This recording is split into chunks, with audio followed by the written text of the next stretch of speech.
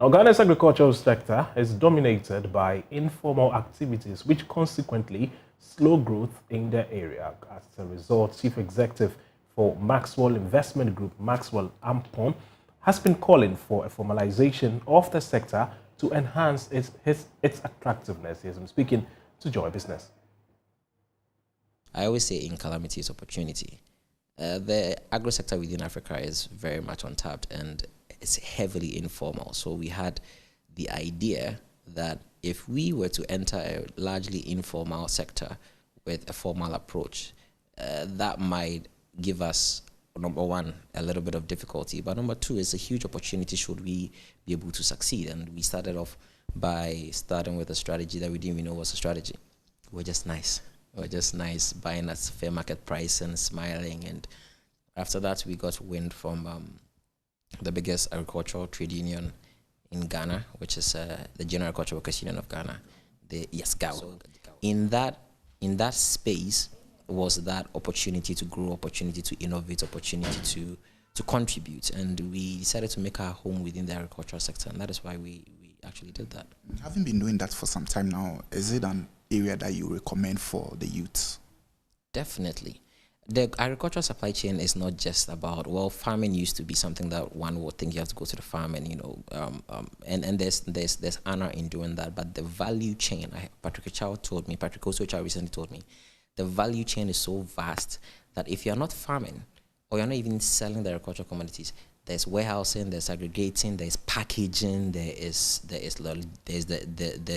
the tracking and logistics side of it. There is so much to do along the agricultural commodities or the agricultural supply chain that young people can always find a space in there to make a living. You need not get into the actual planting and sowing and watering and harvesting and all of that.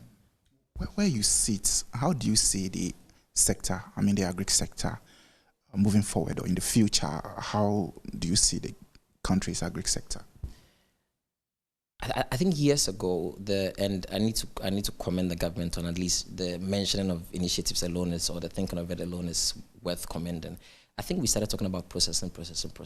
A typical example is, I think soybean right now would retail for, the typical soybean will retail for about maybe $800, $900. The moment you process it, it goes to about $1,800. So that's like $1,000 lost within that value chain. So I believe that moving forward, opportunity for Africa, for Ghana, for the subsector, for even the sector is local processing.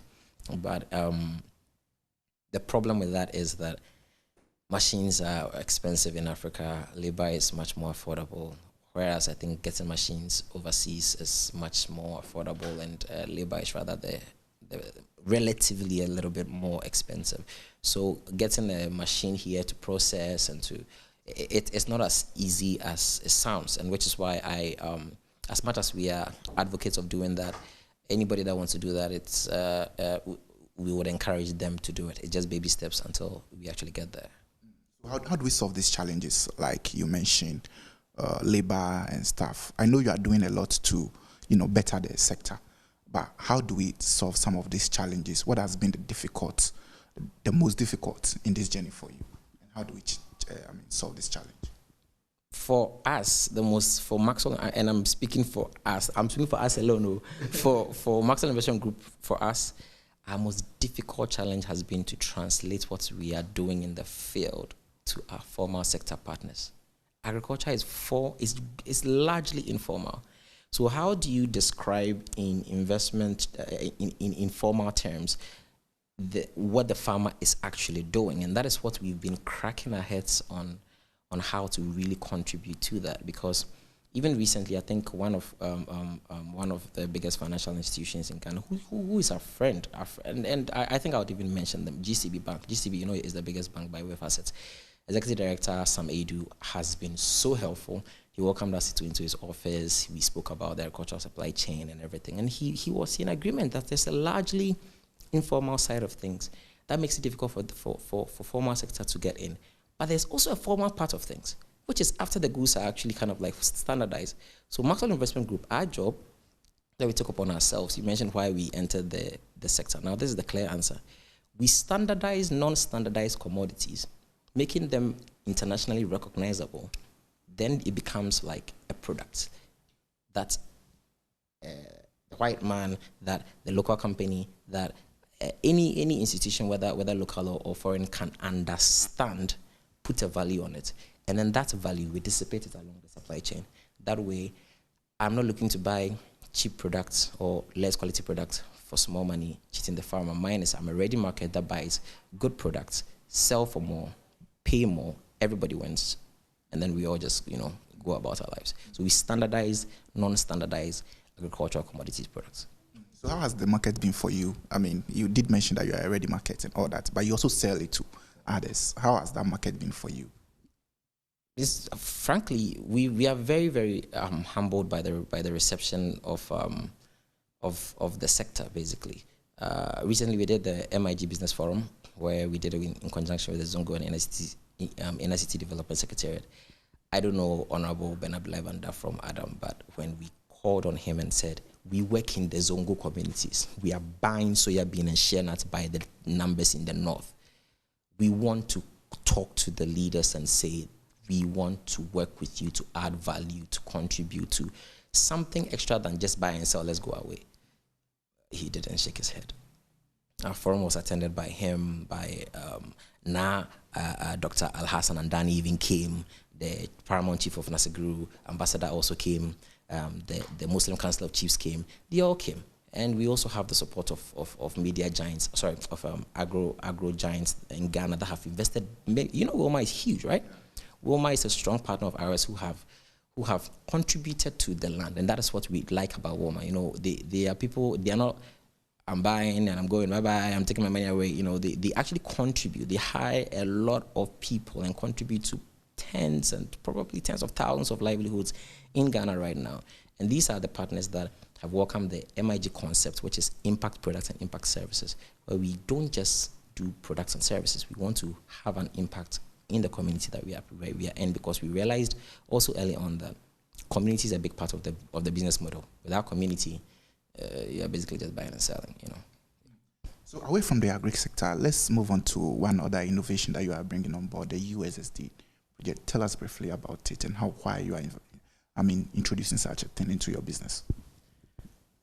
I mentored one guy at the General School of Entrepreneurship who is now like a genius, a Web3 blockchain genius, right? Max Bunda. He has his company, Mineral Labs. They are experts in traceability. So that's where the idea came from. With traceability comes trust, comes confidence in whatever process that is happening. So imagine if the meeting I had with Mr. Sam Edi from the Executive Director of GCB Bank, if I told him that, okay, the agro-commodities that is coming can be traced, or can be, you would be able to know where it is at every point in time until it gets to the warehouse where it's finally standardized, maybe rebagged and standardized by SGS or Intertech. These are standardization organizations that take our products, check the quality, foreign matter, the protein level, everything, and gives us a report to say this is the quality of your product. At that point in time, it's a standardized product. Imagine if before that point in time, there was some kind of accountability and traceability for the product until then. The formal sector would then trust more to get into that sector more, because I don't see insurance entities giving insurance to farmers. I don't see, no, it barely happens because they don't know. And it's not their fault. There's risk involved in these things that we are trying to alleviate, but we do not want to complain. USSD is an infrastructure that is very, very easily accessible. The grandmother living in some village knows how to use mobile money very easily. So Max Bunda, what we are doing with Mineral Labs in the UK is we've partnered to create the MIG USSD, which is going to connect the traceability, accessibility, and the trust of blockchain and Web3 to USSD, such that it brings trust into the supply chain. so that we can welcome other partners. Not MIG is not, the agricultural sector is so huge. In fact, this is everything we're doing now is more of a call for other partners to join. We are not a bank, but would love for other financial institutions to join and say, because of the traceability of this, if the products were to be, for instance, standardized, put on a truck that has goods in transit insurance, the traceability of it is also done, then okay, I'm willing to give the farmer some money. I'm willing to give the farmer some insurance at this point. I'm willing to, and then we don't solve the whole problem, but we are moved an inch closer to the farm. We at MIG see ideas as open source, just like the way an open source technology would wish to see all of its ideas incorporated into other technology. We see, as we have mentioned it, and we hope that other partners and other companies and other people will just pick it up and make it bigger than what we even thought it would be. So what impact do you expect to have on the economy with this particular project? Because traceability is very good, and I mean, coming into such a space, what impact should we be expecting from you? If a tomato costs, I always use the tomato because everybody knows the tomato degrades very fast. If a tomato costs 1 cedi and you don't buy it in time, or you don't transport it in time, if you don't get to do what you want to do with it in time, in a short amount of time, the value goes up. So when you bring in partners into that formal sector, the farmer is no longer alone. The farmer now has an insurance partner. The farmer now has a financial partner. The farmer now, you understand? So that can then make sure that they have access to a bigger, better market. And we keep talking about job creation, adding to the economy, These things can actually be visualized. Gandhi. The tomato is an example of how if you do not transport it in time, you lose 50 pesos per tomato within like a certain amount of time. Imagine if there's 100 or 1 million tomatoes that went through this process. You'd have lost like 500,000 just by the delayance and the lack of partners to be able to push your agenda and your supply chain. The whole idea of what we are doing, or the impact we want to see is, we want to see more of the formal sector get involved in agriculture, so that the agricultural sector players are not isolated or felt alone. And frankly, they contribute more than half of the GDP. It's a huge market, but the suit and tie people like me, we normally don't like to get our hands dirty. But that is also where the money is. The billions we are looking for all over the globe. It is in the soil. It is there. So. Yeah, that's money in the bush. There's money. There's a lot of money in the bush, plenty. So, and there's a lot of money for everybody in the bush. It's not just an MIG thing. So everybody should get involved in the bush. So, but there's another question that is lingering. Does the environment favors the sector? I mean, the business environment that we are in, even though we know that government has been doing something. Yes. I mean, currently, does it favor the sector? Well, that's a sensitive question, number one, because if I say yes, it favors the sector, then that means everything is smooth. If I say it doesn't favor the sector, that means that nobody's doing anything to help the sector. So what I would say is that MIG is here to buy agro-commodities. We've done a lot of soya bean. We have an export license. We are now going to do shea nut in large quantities. No matter how bad the sector is, or the buyer better has good price. We represent that ready market that, regardless of how, whatever the comedy is, is happening at the background, we represent a ready market that will buy, will pay on time, and you can trust the MIG brand.